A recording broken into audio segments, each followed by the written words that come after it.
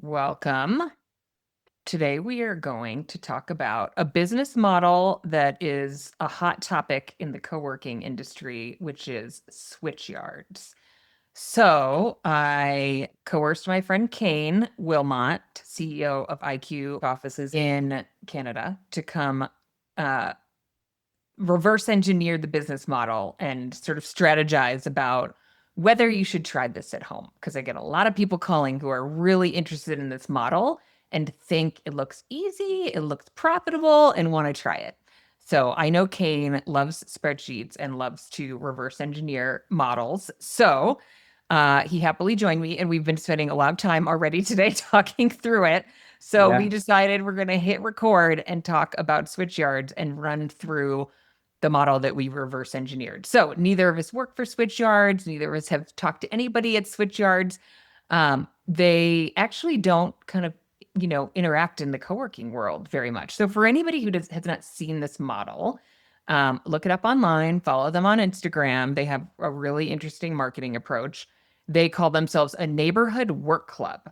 But kind of interestingly, I met their, I think she's on their launch team. I need to look at her title.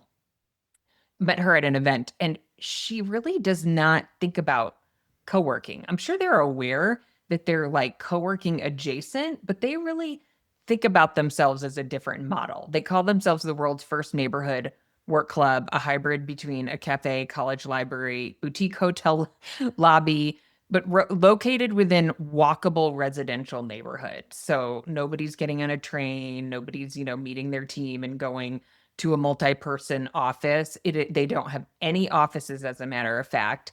I think some of their locations have small meeting rooms and phone rooms, but they're not formally staffed. They have a role called a club keep that kind of maintains the space. And Kane did some digging around. It looks like the club keep role is someone who's probably a member.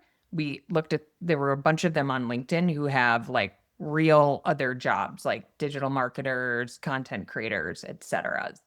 Um, Super simple. They have one SKU, $100 a month. You can cancel at any time, and it's 24/7 access to all locations. And that includes unlimited coffee and tea.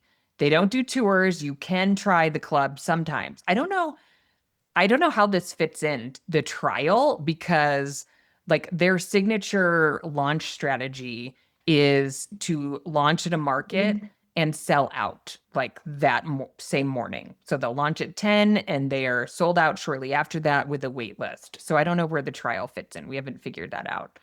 Um, they started in 2019 in Atlanta, and they now have I think they have about 25 locations. We did not count them. And they have raised 5 million in funding. I shouldn't say venture funding, although we should look and see what kind of funding it is in 2024. And their goal is 200 locations in the next 5 years, which is really aggressive. Okay, it does say a VC round led by Bullpen Capital.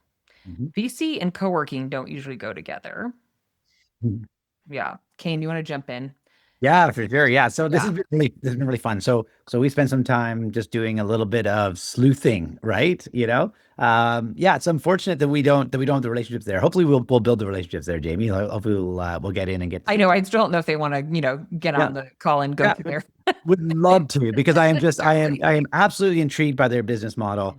Mhm. I really think it's so interesting. And to your point, I've had a number of people like come to me and mention Switchyard and say this looks really interesting and say some of the things like that are reminiscent of some of the conversations I've had with landlords where it's like even operators saying, well, I have this space, like I can't sell it. Like maybe I'll make it into like a Switchyard, like a membership, right? Mhm. Like maybe I could take that 3,000 square feet I can't rent and I'll make that into my Switchyard. And we have a location like that's in an area that has high vacancy and is challenged. And I have thought of this idea as well. So like I have like so it is really timely that we're talking about it because it's fun to reverse engineer these Yeah. things, right? And of course, we don't have real data, so we can't really say like this is exactly what they do.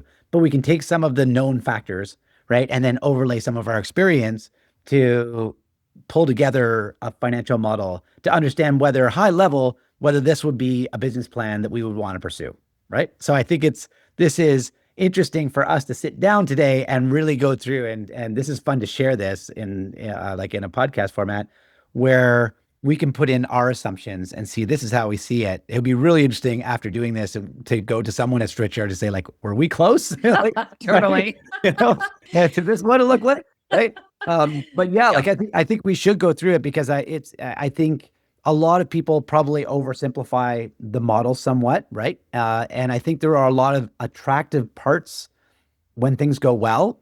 Yeah.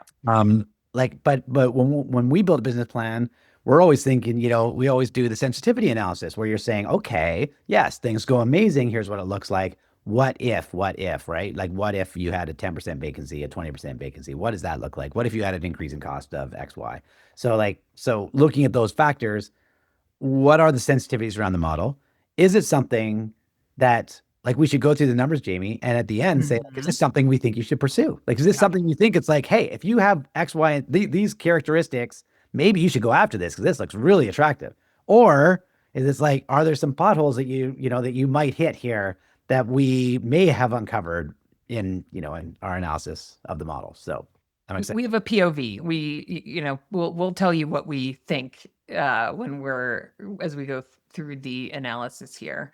Right. Okay, we can also continue to cover sort of any details about the model that we haven't hit on up front. Oh, we should say their aesthetic is really unique. Like if Google, look at their locations on their website and then look at the Google business profiles of some of their locations and look at the photos. That's always my trick for looking at photos because website photos can be, are really curated. If you want to see what a location looks like, go to the Google business profile.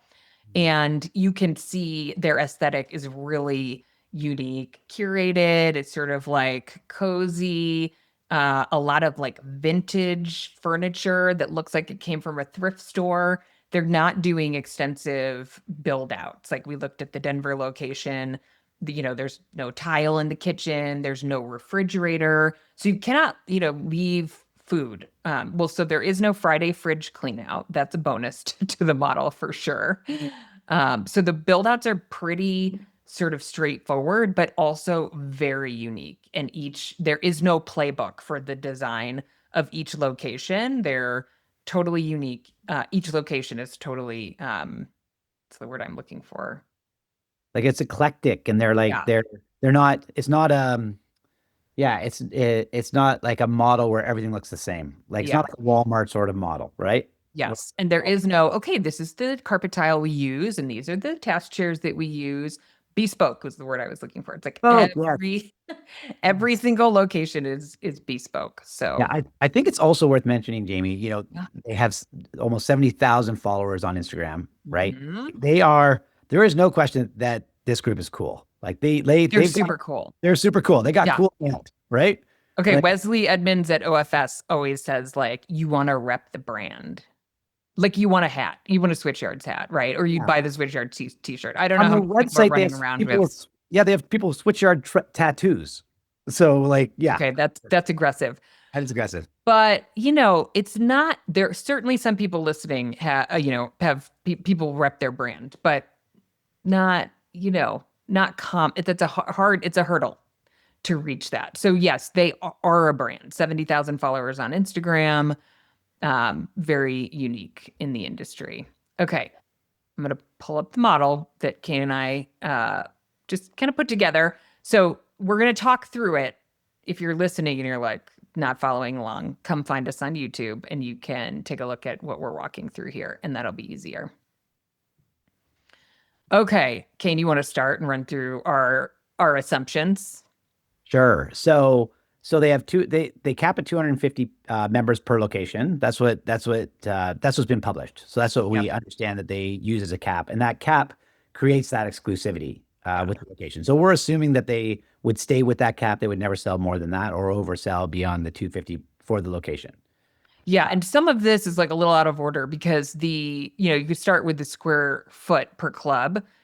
They range, obviously. They don't have a standard footprint. That's not how real estate works. But let's say roughly this one, we used 3,200 feet. So you're fitting like 50 people in at a time. So the 250 is a cap, and the cap helps them sell out these memberships when they open a new location. If they had 800 available, they wouldn't sell out, right? And also, at only 3,200 square feet, if you can put 50 people in at a time, then you have 200 members at any given time who cannot access the space, which is an interesting model. Yeah, it's there. This in so many ways seems like the gym model to me, right? Where you have a specific amount of gym models don't necessarily like limit their memberships. I would expect some of the high end gyms might, but that's how they create the demand piece. But then the churn is every single month. There are people dropping off and it can be because of expiring credit cards. It can be people moving away. There's all kinds of reasons why people leave, but we talked about this earlier, Jamie, and you could put the occupancy at 100%, so we could show 100. Yeah, good point. Yep, let's start there. Let's sensitivity test it, right? But if you assume that you're going to get $25,000 a month, 100 times 250 people, then to get that $25,000 a month, you'd have no churn. Like no, it means you'd have to have a waiting list. And even if you had a waiting list, you would still have slippage because you would have, like, as an example, people where their credit card expired, you try to get a hold of them, it goes into bad debts, you don't collect, then you miss a month. And so to try and get the 100% is probably highly unlikely. In addition to that, as you can see on the next line that you had written here, Jamie, they have corporate rates where you can get a discount. You can pay annually and do $75 per month, $900 per year, $75. That's a good point, and that's not in the model either. The annual at $75, so we could work that in. Right. And the team percentage we only modeled in 15%, so they're paying $90. So that eats into the revenue a little bit. It is not really set up for teams. There are no meeting rooms. There are no team offices. So it's really like you're going into a coffee shop without the barista noise. Yeah, it might be something where you have friends that you work with locally, or a Yep. team you work with very locally. When you'd sent over the summary on this, Jamie, you had mentioned, what was it, micro commute, right? Yeah. The micro commuters. Commuters, right? So I love that term, micro commuters. So it's the people that are right in that specific area that are not going very far. So if you had a team of 6 of you that work at the same AI company or developing an AI startup sort of thing, maybe this is where you say, I can't afford an office, but I can afford $600 a month. So let's all just go work there and see if we can get a table together, right? Maybe Yep. something along those lines. So, but they have that product and they offer that.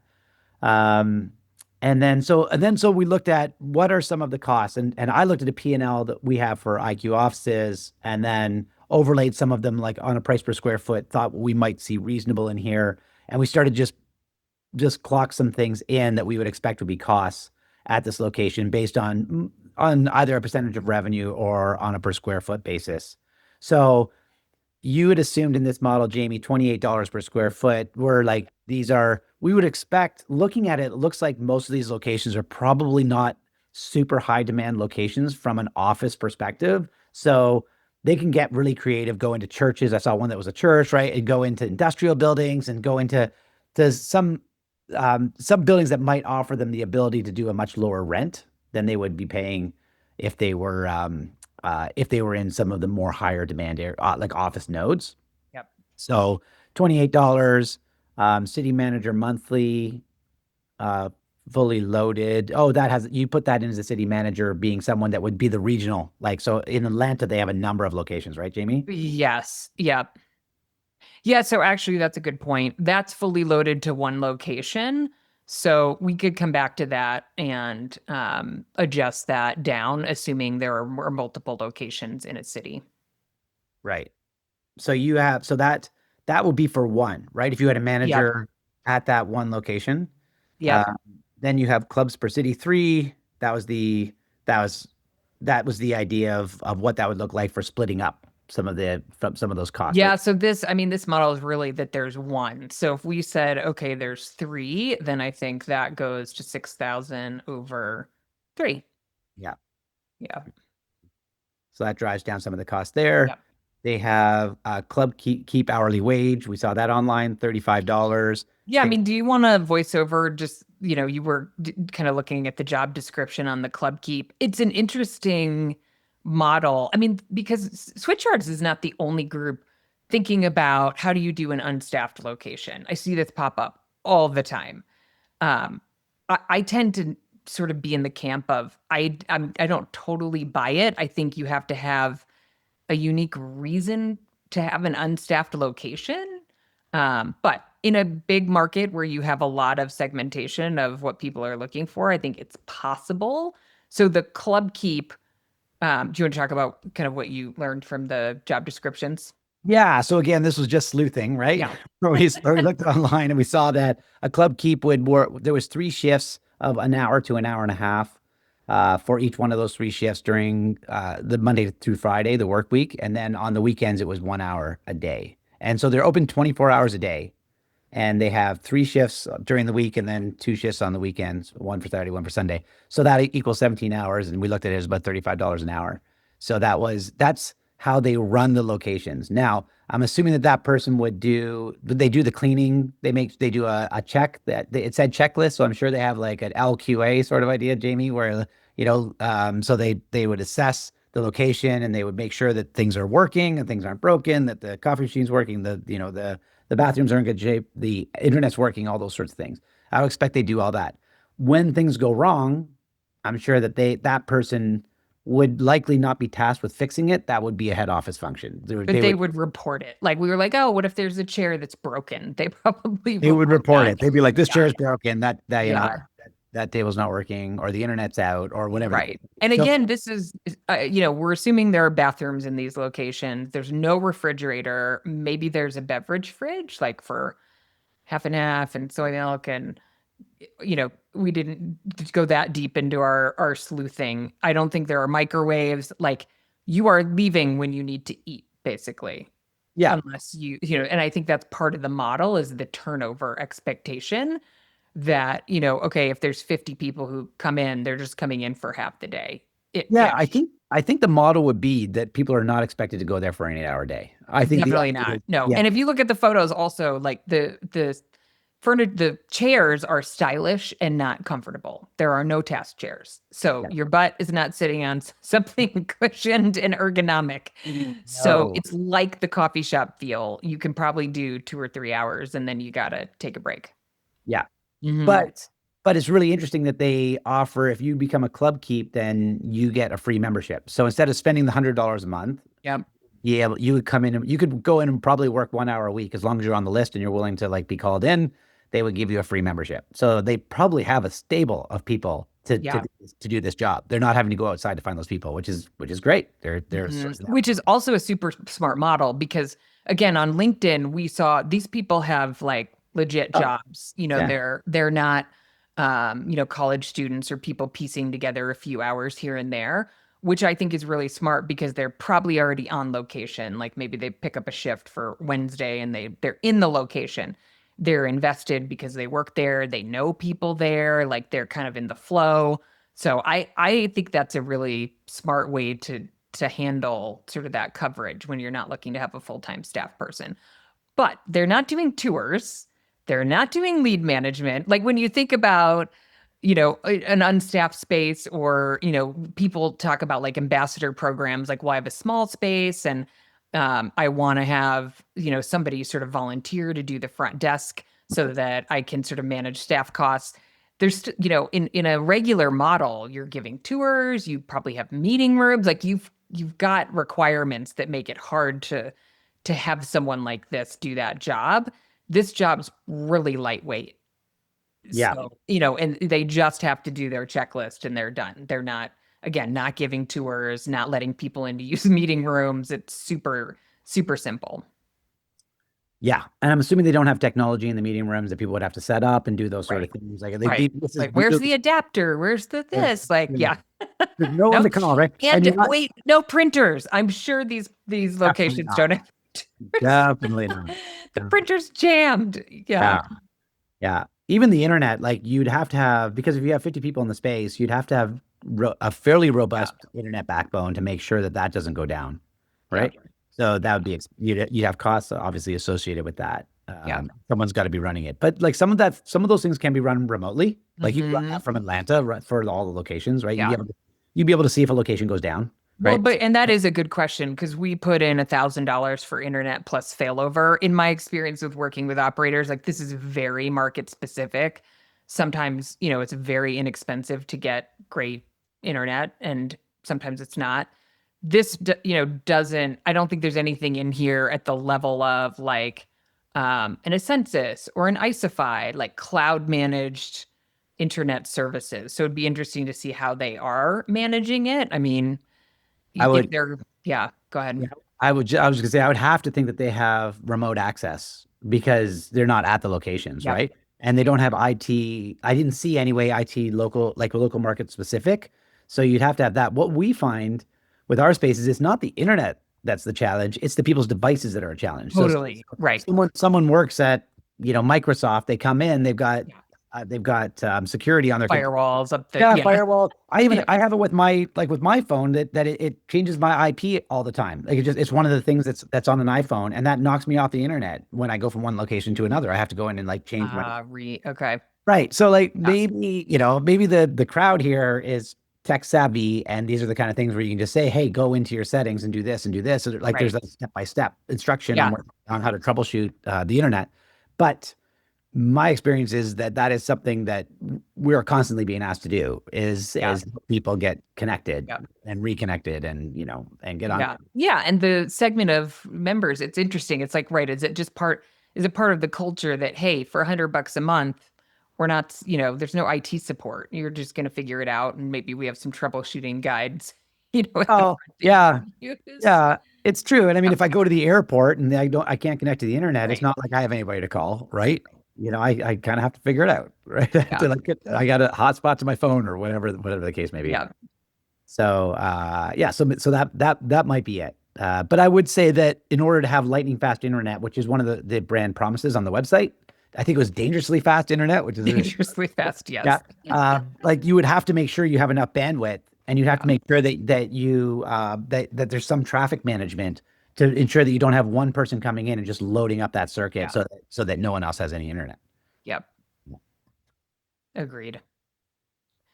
The software stack's at 600 a month. That's kind of, a little bit of a made up number. It's hard to know what they're running. I mean, again, they have one SKU and they're not managing.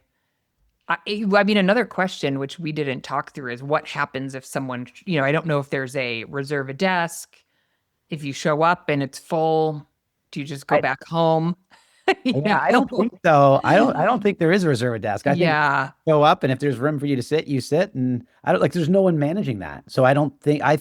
right. I think if you walked in and it was too full and there wasn't somewhere to sit and you decide you want to go sit in the corner, I think you could probably do it. I mean, I don't Yeah. know, but it makes Yeah. sense. Or you just go down to the Starbucks or the local coffee shop and wait it out. Yeah. So I suspect their software stack could be pretty light just because they're not, they're not managing complex SKUs and plans and reservations and all that Yeah. kind of stuff. But anyway, that we could play with that number and see what it does. Yep. Marketing, this is sort of an industry benchmark that we put in at 3% of revenue per location. But this is at the unit level. So this does not account, spoiler alert or sneak peek into the next section. We're going to talk about what we think their model looks like at scale, which will be interesting for anybody thinking about multiple locations. We again sleuthed and sort of created their org chart and took a guess at what it's costing them to run 25-ish locations. So this is just a unit level marketing number. This is not the staff they have at the head office in Atlanta. So at $740 for anybody who's listening. But Yep. that 3% number is about right. I mean, if you search like what do small businesses spend on marketing, I often see the number like 8%, which is high. Um, Yeah. it depends on what kind of market you're in. Usually the levers are, ads. Can you have broker fees? And it's Yeah. just usually hard for a single location to really, go over and above something like a 3 to 5%. Well, you went on, Jamie, and saw that they're doing Facebook marketing, Yep, right? they're doing ads. I don't think they're a Google pay-per-click product, but yes, they run Facebook ads when they're launching in markets. So there's paid advertising that There's would be, paid advertising, yes, and and I that think probably goes. Well, so this is a tricky question that, again, this goes back to what is the occupancy rate that we're assuming? Because their launch marketing looks really effective and they can do it because they've done it. So, we'll talk a little bit more about, if you want to try this at home, the advantage they have is they just knocked it out of the park in the couple of their first locations. They have this really sexy brand and they're investing in building that brand. You'll see that when we get to their corporate team. So their they've got a launch budget for a location, which we could take some guesses at based on Facebook marketing, their Instagram, and their kind of corporate team, and that they sell out, immediately. But again, the real question is, what do they do when there's churn? And how are they selling those seats? What does that customer acquisition model look like? An office heavy co-working space would be running Google ads because they're getting, they want search intent and they want to be found by people who are looking for office space. These people are not looking for office space and may have never heard of a work club before. So a Facebook ad is a way to get in front of somebody and introduce them to a concept. So, I didn't see a lot of ongoing ads in the Facebook ad library, which, pro tip, you can always see who's running what ads by going into it's Facebook and Instagram. It's the Meta ads library. So this is really a little bit of a black box. It's like, how are they spending money? How are they doing customer acquisition? And what is their occupancy rate after the launch? I would expect that this would be a big number. Like I would expect that, like we looked at what our cost per lead is. I just looked at January to July of this year. We're Yep. $167 on a cost per lead, right? So and they might be better marketers than we are, like entirely possible because they got the cool factor and they're marketing a B2C brand. We're marketing a B2B brand, right? So that's Yep. very, very, Yep. very, very, very different, right? But it tends to be expensive up front and like ongoing. When you look at the lifetime value of the lead, if you pay $300 for every closed lead or $500 for every closed lead, and they are staying for 2 years, that makes sense all day long as your costs aren't too high. So it makes sense to keep on piling money into that. But to get that momentum up front, like maybe they can do. I would suspect that when they go into new markets, they dump a lot of money into marketing to make sure that Yep. that thing is full the day they open. Yeah. And Yeah. also too, like I also think that would be really challenging because you're selling a model that people haven't seen before. Like to their point on their website, it didn't exist before them, right? So if I open a High Rocks gym, I can go to the fitness community. I know exactly who my customer is, Yep. and there's already customers that are paying for a product that's similar. And if I can get them to come to me as opposed to paying for F45 or whatever it is, then it's like great. I can expect that. But they're pulling from a very tight geography, and they're introducing a product that people haven't had any budget for before because they didn't exist before. So there's a lot of education, I would Yep. think, which I think Yeah. is expensive to get out there. Yeah, I think so. I mean, it's interesting because education on co-working, you really have to need it to pay for it, right? Because let's leave aside any like really low priced flex desk models like this. But let's talk about, your bread and butter revenue, which is probably offices, meeting rooms. That's not discretionary spend. That's like, I run a business, I need a place to meet with my team, or I need a place to work every day. But this is really discretionary, like the $100, like I just want to like leave my house. So people, to your point, like you're introducing this idea that's total discretion. Like nobody's searching for this unless they are looking for co-working and then find this, and maybe they, are running ads that kind of target those type of keywords. So they might be, but it is really a different consumer. So like somebody could even be a Switchyards member and a cowork, like have an office somewhere. Ooh, I think about Switchyards like as a anyway, it's a like Soho House, like they like that sort of, yeah, right? yeah. Although there's coffee, and I think they pride themselves on good coffee, but it's in a machine. It's not even brewed. It's a push button. I think it's high quality. It's usually like a local roaster or whatever, but it's not like you're gonna go here, like Kane, you're an empty nester, like, or I have a teenager. Sometimes in the evening, I just want to leave my house and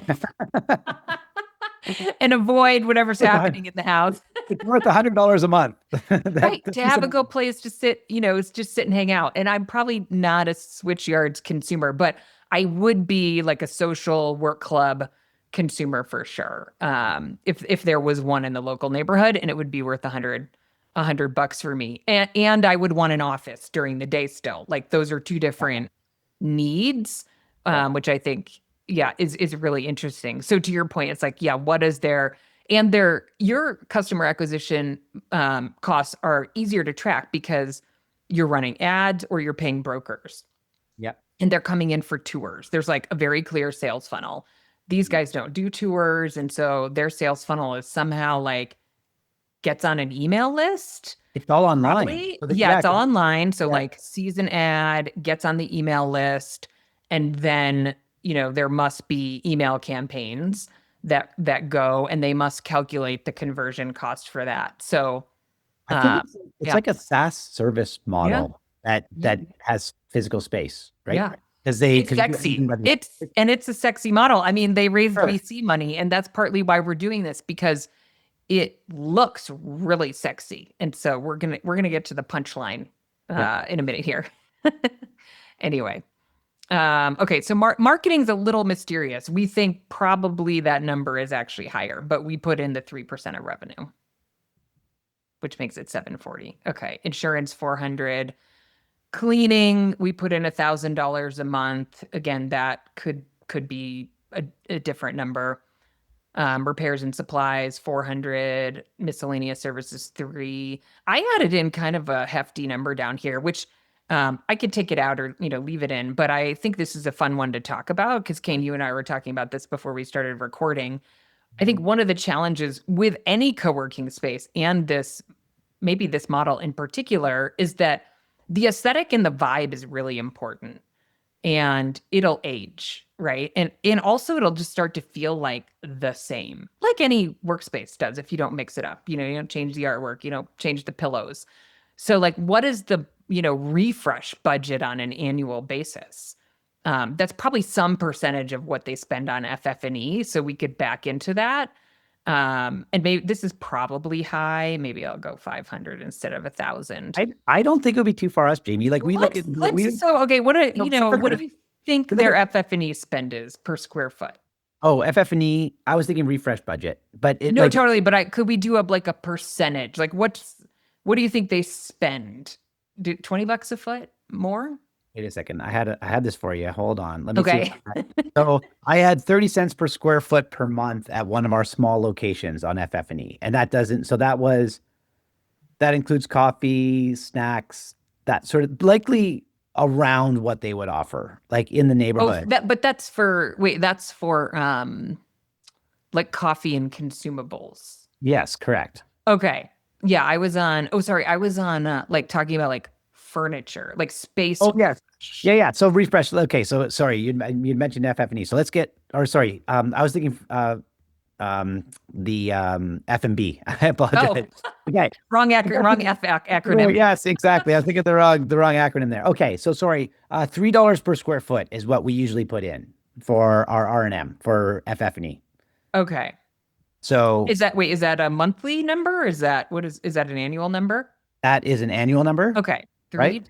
So 3 times 33, it comes up to $800. 3,200 equals divided by 12. So you're it's $800. Okay. Yeah. So like that's what I was gonna say. You're like when you came in at 1,000. Yeah. I don't think that was that far off, but like I think $100 would be a reasonable number to use. So I think this is important because I think this is one of those like hidden costs people don't think about. Yeah. Myself included. I need to make sure that's a lot more front and center when I work with people on their models. And I think, again, if you have sort of a more typical, maybe generic space and it's not maybe, high positioned as a high-end location or the aesthetics not particularly important, Mhm. that might be a little bit lower, but it is a physical space and it will get tired over time. So if you want to maintain your pricing, and these guys are selling like the vibe. Mhm. So they have to maintain the vibe, which will mean probably maybe even, you're just sick of things. Like they don't wear out. Like their vintage filing cabinets aren't going to wear out and need to be replaced, but they might need to update it. Okay, the coffee and consumable, we had it. So that's kind of where you were getting. That is. We put in $7 a member per month. Where does that pick up, Jamie, on your Where spreadsheet? does that pick up? Hold on. Yeah, let's make sure that's in here. Oh, I'm worried that that's not in there. We've got rent, city manager, city manager. Yeah, not in here. Hold on. Let's just make this So equal. our small location is 30 cents per square foot per month at like a 12,000 square foot location. So that would be like my cost should be a little bit lower, but we offer a little bit more. So I think it would be around that neighborhood. So if it was 30 cents per square foot per month times 3,200 feet, you'd be looking at 960 a month. Oh, okay. That $7 is really high. Okay. Yeah. So let's go $3. Go 30 cents per Wait, square foot. you want me to go? Okay. So yeah. There, okay. So hold on. Because now per square foot, point 0.3, right? Point 0. Wait. Yep. Yeah. Then You're making me right there. There we go. 960. 960. Okay. That's what you're trying to get to. Totally. Okay. So now that's flowing in. That was a good catch. That was not flowing in correctly. So that is, let's see what that is per member. It's tiny. It's nowhere near $7 per member. Wait, No, but most, and that number probably makes sense because most of the members $4. site all the time, I would think, right? Yeah, most of the members aren't there, but it is only, yeah, it's $4 a member per month. So just if people are Does looking seem for benchmarks. does seem quite low though. Like Yeah. that would Well, be they don't have a trail mix bar, Kane. true. That's true. Yep. Their coffee is I think good, it's a but fairly safe number. I think it's conservative. I think it's probably about yeah, right, you know? yeah. Okay. Okay, so monthly, yeah. And then we left the bad debts. But there's some bad debts. Mhm. It's not zero. No. So we can fill that in. Okay, so get to the punchline here. So the blended average revenue per um member is $99, right? Yeah, it blends the list price with the team price. I think that's maybe a little high, but I think the formula is correct. I'll double check it. We're gonna leave it for now. Only a small portion, right? That have that Yeah, discount. it was 15% that we assumed. Monthly rent, assuming $28 at 3,200 square feet. We took the city manager down to this is an allocation of, roughly 30% of a full-time human. I feel like I might just go back and say, I don't really buy that that's a $6,000 a month fully loaded employee. I'm going to make that 8 at least Mhm. for a city manager. So the city manager is managing, say 3 locations in a market. The club keep is up to 2,800 a month.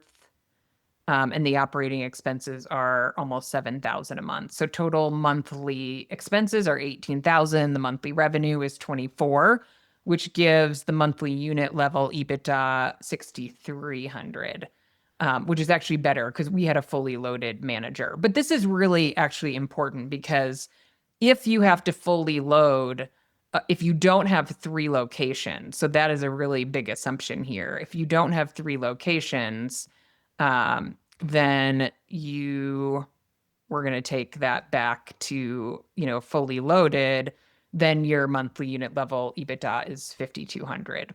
So And the idea here, Jamie, would be that there would be one human per market that would that's be right. on Like like kind of overseeing the right.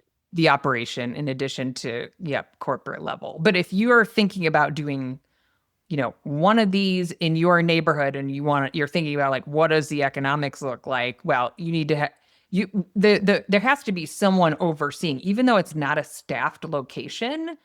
Um, and so maybe this is not a full-time. We have, a 6K a month, which is $72,000 a year loaded, like with, taxes and payroll taxes, et cetera, in there. Um, yeah, you could play with this number. It's maybe you don't need a full-time person to run an unstaffed location, but there's not zero oversight on an unstaffed location. So you just want to consider that for sure. So, okay. It's more of a regional manager level.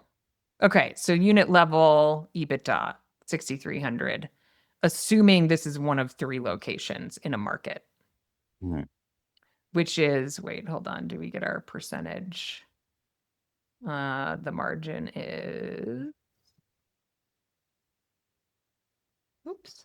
One extra equal in there. Got 2 equals. There we go. Oh. Now I got a dollar sign instead of a percentage. 26% Yep.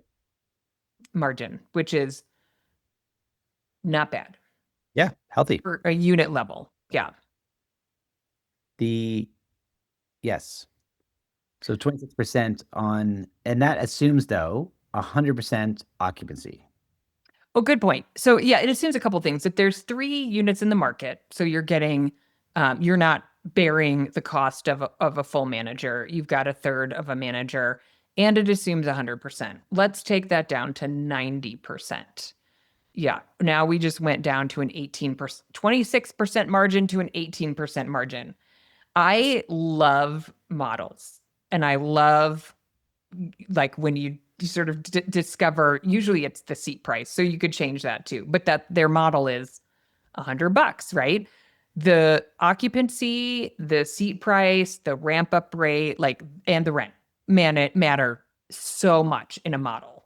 So it's usually, you can change a couple of things, like, and for anybody listening who may be new or just isn't sure what the benchmark is, like Kane and I were talking earlier, and he was like, I mean, 90%'s killing it. Like 100% is really, arguably, you don't want to get to 100%. That means your pricing is off, which you could argue for these guys, but it's their model. If you were 100% full on your offices, then we would say, okay, well, raise your prices. You don't want to be 100% full. You're undercharging. Yeah. So we won't give them that advice here, but let's, if they're only running at 90% occupancy because they sold out on their first round, but then they've got, the churn, and how are they filling those seats like right away with no downtime, is they're probably not running at 100%. So that took their location level margin down to 18%. So if we do a high level snapshot, Yeah. and we look at this, if you open one location, let's say by yourself, right? If you assume that you're going to cap it at 250 members, even with 250 members and a waiting list, you might have 5% attrition just because of like the bad debts and the credit cards expiring and the, like just some, and you're giving free memberships to some of the groups, and there's some corporates, and right, like the club keeps are getting free memberships. So assuming that you were 90%. And I think if you were getting 90% of that top line, you would be killing it. Like you would be doing a good job. Like it would be like really, this is the best you can hope for. 100% is not real. Yeah, 100% is not real. So 90%, if you did 90%, you would have a lot of buzz. You would have a lot of people in the space. It would be, everyone around this space would be saying how amazing it is. And in order to have a waiting list, like this literally would be absolutely killing this model, right? And now you have $4,000 a month. If you assume that you don't hire a manager, you're going to do it yourself. Then you're going to add an extra, what is that, $2,500? I think it was. Yeah, it's 26 allocated. Yeah. So 2,600 Yeah. plus 4,000, right? So that is 6,600 times 12. So that's 79,000. So you've got yourself an $80,000 job, right? Job. Right. Yeah. Right? So now if you wanted to open a second one, right? Then and you kill it on the second one, and all the things are the same, right? Then you've got yourself a $160,000 job, right? But you also have debt or you put money that you got to get paid back into this, right? Because even though it's only 3,200 square feet, you still need like especially in this case too, like you're not taking over space and repurposing it. You're building out this space. It might be a less expensive fit out than a co-working space, Yeah. but you still have to get permits. You still have to deal with HVAC. You still have to deal with plumbing. You still have to put in kitchens and choose tile. You still have to deal with contractors. You got to do all these things, You right? are not taking a space as is and putting in vintage furniture. Like, No, just to no, be, again, for anybody who's totally new and is thinking, this looks really easy. I'm going right. to try this at home. Yeah, You are not doing, I mean, we poked through the photos and there are a lot of things that are not getting done. I mean, you're not doing walls and sprinklers and, advanced electrical, and I didn't see any blinds on the windows. Like, there are a lot of expenses that you're avoiding, and yet you're probably taking a pre-existing space that needs demo and, I mean, there's just, yeah. yeah. And there's all the time, and there's the downtime where you're not Yep. making anything during that period of time, right? Where you're waiting, you're paying a lawyer $10,000 to write up your lease for you and get that all executed and go through the whole process and pay for permits and everything else. And maybe the landlord's going to pay. I would actually say probably with most of their spaces, the landlord doesn't pay. And this Oh, is I would guess there's not a lot of TI. You mean tenant no, improvement allowance? I yeah, think it's exactly. low for I these would, locations. yeah, I would think these, if you're renting out a church from Yeah. someone who has this and doesn't know what to do with it, I don't think they're going to give you $50 a foot. I just don't think they're writing you a check, right? No, even in a neighborhood, like, what is this like? Yeah, it's some unique space. Maybe it's like creative retail space. They were never planning to give TI to a retail tenant. No. I mean, so it's Sure. you're funding that. So $50 a foot on 3,200 is $160,000, right? So, and then you haven't paid your legal fees yet. Yeah. And that assumes you like that's just construction. That's Yeah, not that's not furniture. furniture. That's not an extra IT. IT furniture. Yeah. So realistically, let's say, and I know there's some markets that are different than the Canadian market, so I try not to overlay that. But like, let's say it's like $65 a foot that you put in everything all in Yeah. up front, right? On 3,200 feet, you're looking at $208,000. So you got to write a check of $208,000. And on your first location, you're getting $80,000 out of your first year Mhm. at when you're killing it. Okay. Yeah. So if you throw interest there, you're probably 2.5 years where you're not making like payback. Yes. Yeah, where Even you on this simple, straightforward, very sexy model. right. You've got 2.5 years where you're just paying back your startup costs. You're just paying back your startup costs, right? Yes, So when I say you got your salary, yes, you have your salary, but you also have debt, right? So that's so right. you can either look at it as it takes me 2.5 years of making nothing to pay it back, or you can look at it as what's the cost to carry this over 10 years, let's say, Yeah. right? And you're going to draw that likely you're going to draw that salary down by another 5,000, something like that. You're like a fairly significant, Yeah. right?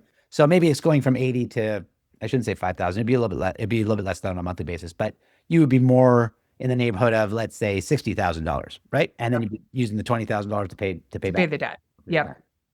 So, so anyway, so that this is kind of the consideration if someone were to come and say, I want to run this location myself and I want to start this business model and I want to do it. And here's what it looks like. So it looks so sexy and attractive, but it is, to me, it's fairly mediocre when you kill it, like when you Yeah. absolutely kill it, right?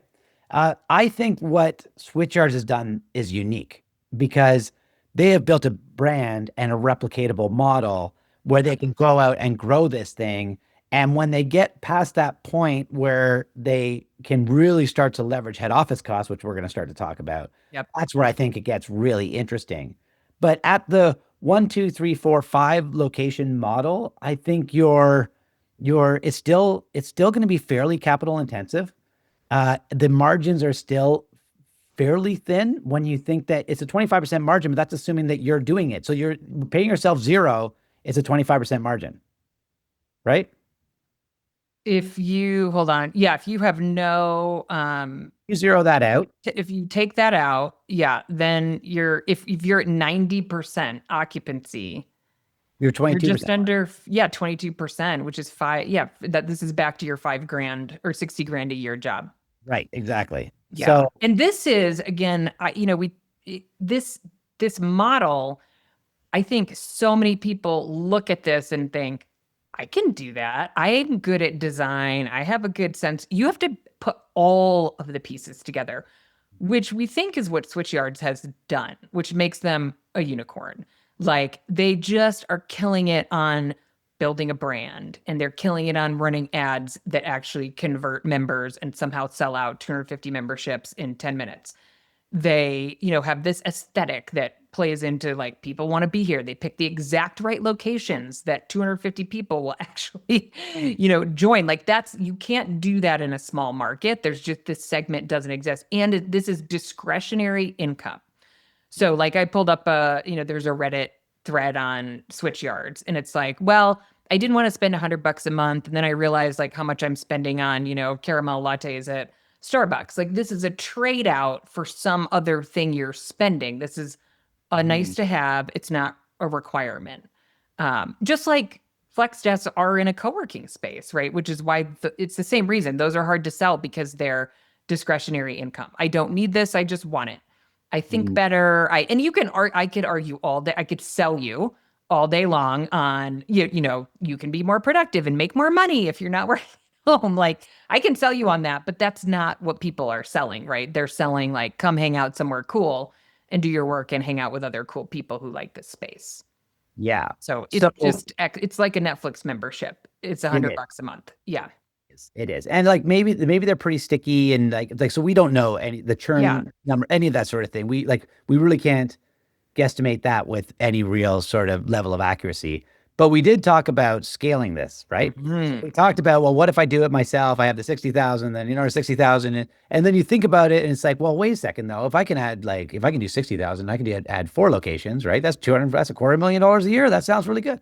But here's the thing. What ends up happening is that you open up 1 location, you open up 2 locations, and you realize it's like, I need someone to help me with my marketing. And that person costs you $80,000. And Yeah. now your marketing person's making more than you are. And you have to Right. open a third location, right? To try and catch up with your marketing person's to get back to that salary. And then by the time you've opened up the 5th location, now you need an operations person. And the operations person costs you another $80,000 or $100,000. And like, so this is always the challenge, right? Like either stay small or go big. Like It's really big, because to your point, I mean, even going from like 3 to 5 or 6 locations is you experience all these pain points. you do. It's a real conundrum in our industry. I mean, probably a lot of other business models have a similar, like, just scaling hurdle. Yeah, So these guys, I mean, we have to double check our math. Should I click on the corporate team tab?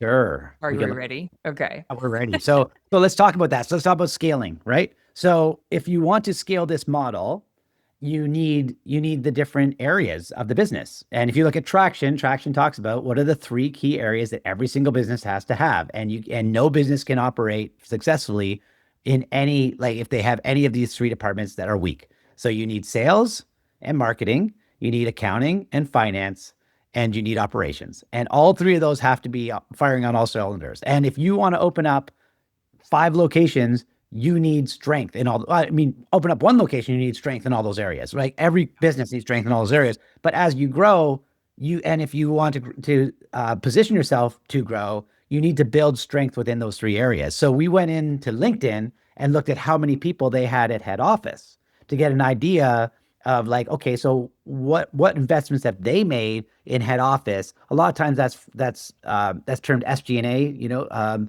sales general admins.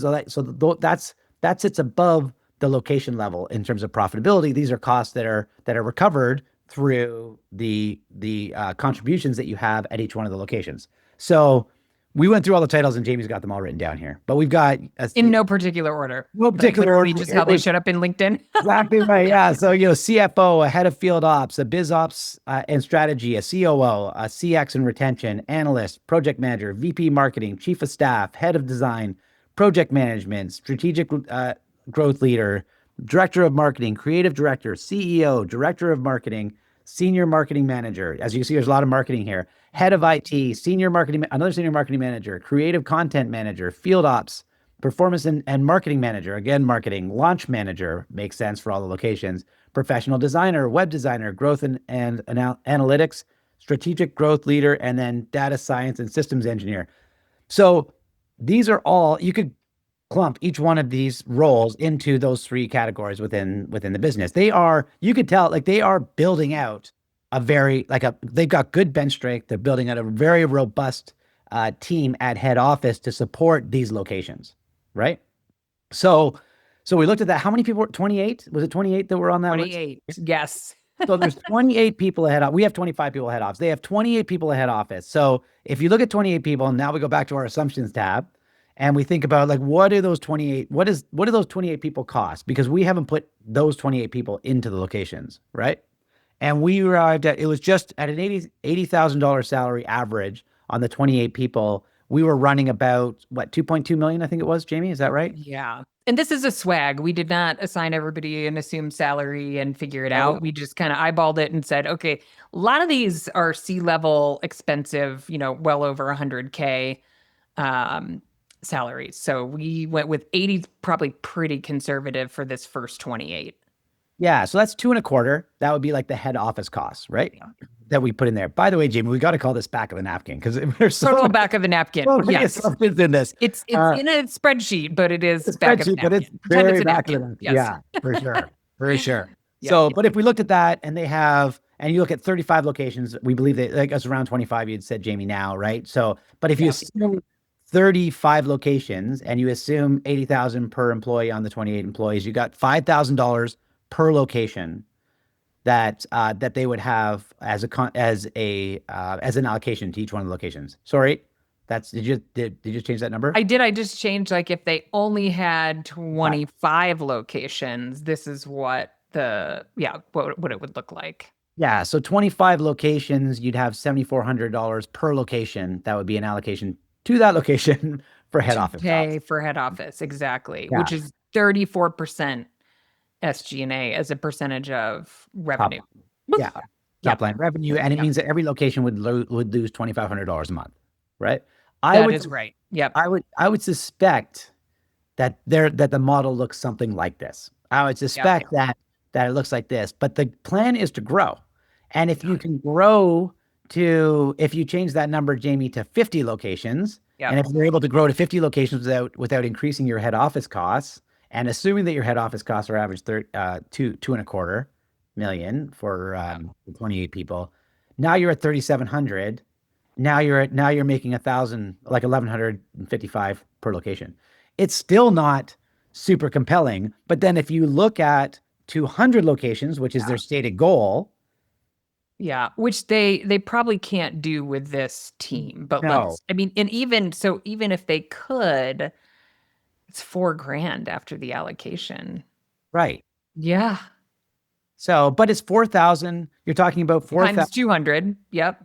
4,000. I mean, to your point, I think that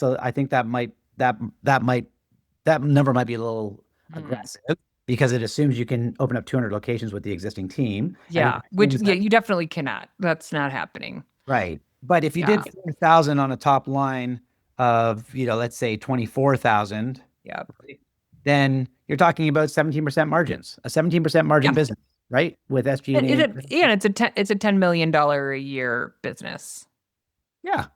So like for 200 locations. But it's 200 locations, 3,200 square foot locations. Like I would suspect like this seems like a model that you'd want to franchise. Like to me, yes, it makes sense. Except you can't because the franchisees do not have the magic sauce. So the whole thing that you'd be selling as a franchisor would be the magic sauce, right? Yeah, I guess if you could make the magic sauce for them. So you'd still have to maintain. I'm just thinking about like other like Vast, they're not infusing their magic sauce. They're infusing brand and operational know-how, but I don't think their corporate team is 28 people. Yeah. Yeah, So, I would agree. Yeah, I also think it's just really hard to I don't know, infuse secret sauce and then have individual operators operating a location, like operating someone else's secret sauce. I don't know. You might be right. And I'm reflecting on your comments here because the point that they don't have anyone on site. So maybe they don't need it because they don't need someone to be there every single day and pay attention to it like Vast does. Vast wants to be there or like they want their local market knowledge. That's right. And it's almost like a competitive advantage. They're a franchise company, but I saw IL from FlexSpace.ai posted on LinkedIn that he was at the Vast conference, and he's like, it just struck him how like sort of family oriented it is. A lot of couples or, just like individual operators who are really passionate about their location. It's like they take a lot of pride and ownership in it, which is, not always the case for franchise locations. Yeah.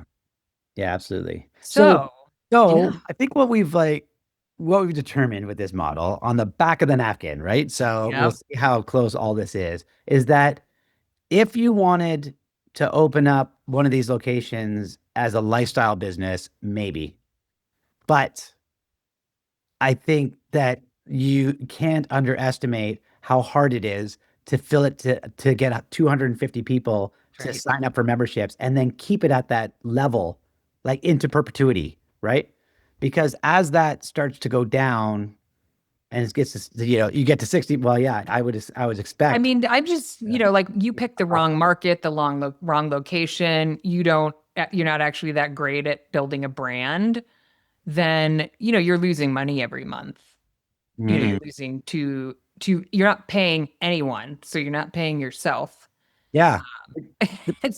And you're writing a check to you're losing money. This is going on your credit card or, so I think there's a lot of risk in this model. I think people look at it and they think this is really sexy. I can do that, and it feels like a lower commitment because you don't have the, heavy office build out. It's only 3,200 square feet. It's in my neighborhood. That feels really comfortable. And I think that's dangerous because I think it's actually quite hard to make this work. And so the more likely scenario is you've hit 60%, there's no salary. I mean, you're paying the club keeps, so there's a little bit of money there, and you're losing money every month. Yeah, I mean, what I love about this model from a mathematical perspective is it's so simple to understand because if your monthly costs are $17,000 a month, which we have right here, it's 170 members as your break even. Right. Because $100, right? So you get 170 members. If Yeah. you're 170 members, you're losing money. So I think this model is a high barrier to entry model disguised in a low barrier to entry, Mhm. like package, Yes, right? totally. It looks inexpensive. It looks easy to do. It's there's probably lots of people that, are well connected in their neighborhoods and they figure that if I this is what the neighborhood needs and if I built it, they would come and, but I think that, I think replicating this model would be challenging. 100%. And I wanted to do this episode because I think I've been guilty of, I think online, or it might have been Gio and I had the head of real estate for Switchyards on the podcast. And the soundbite I remember was we sold 800 memberships in 8 minutes. Like that's in my brain. So Mhm. I always thought, oh, they have 800 members, which is $80,000 a month in recurring revenue. And so I just was like, not even back in the enveloping. I was like, those things print money. Yeah. That number's totally wrong. They cap at 250. I think they have some location somewhere, like one of their original ones was bigger. That's unusual. That's not their model right now anyway. And so those numbers were just totally wrong. And when you dig into the real numbers, and I still think, when people want to start a co-working space, they're just unrealistic about how many memberships they can sell and what they can keep the occupancy rate at. So Yeah. you have to really, and unrealistic is because they don't have a frame of reference. Like they have no idea like what it takes to make a space profitable and how hard it actually is to sell something that's totally discretionary and keep that up month after month. So I think Yeah. so thank you. Kate and I have I won't even say how long we've spent on this today You have spent and a get you in long time trouble. on it. Yeah. Well, don't tell Carly.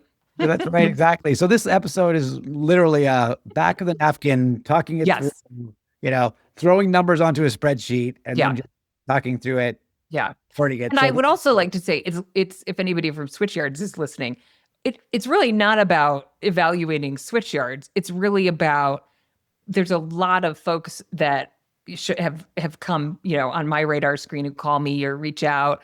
who want to work on opening a co-working space, and they're looking at this model and they think this is the one to do. And so, part of this was like, well, let's use Switchyards as an example and just go through it and show, because it's a tangible example. I feel like, people will, you just have it like a sample model and people kind of don't buy into it for whatever reason. So for anybody thinking about doing a space like this, now you have a back of the envelope Mm. model to take into consideration.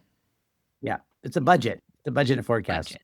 There you go. Kudos, Exactly. kudos to Switchyards, though. They are like, for them, Yeah. the things that, we're making a bunch of assumptions here, but like with the success that they've had, if they are hitting those numbers in those markets, creating a new product and creating new demand, like that Yeah. really is something special. And to get to 70,000 followers in a workplace product, that's also very, very unique. So Yeah, I mean they're creating a category essentially because it's really not co-working. It's a work club and it's quite different from Soho House. It's really approachable. So yeah, totally 100% kudos to Switchyards. And I look forward to seeing, what do they do? They may have some things up their sleeves that we don't know about either. absolutely, they might look at this and say, "You guys are way off." Totally, they might. Yes. Awesome. Please Very call much. us if anybody's listening and you want to correct our back of the envelope assumptions. Yeah. We'd love Yeah. to. We'd I love would to love do that. 100%. I would love to test the assumptions, in this and see like where we might have gotten it wrong. Because I do think that, because what you put together, we would refine it, of course, but that is the makings of a business plan if I were to look at doing this model, Yeah. right? Those are the factors that you and I, Jamie, would think Yeah. about if we were to build a business plan for this model. So hopefully Exactly. Exactly. Okay, Kane, thank you for doing this and nerding out with me. And hopefully this was helpful to people listening. Send us a note if you enjoyed nerding out with us today. Awesome.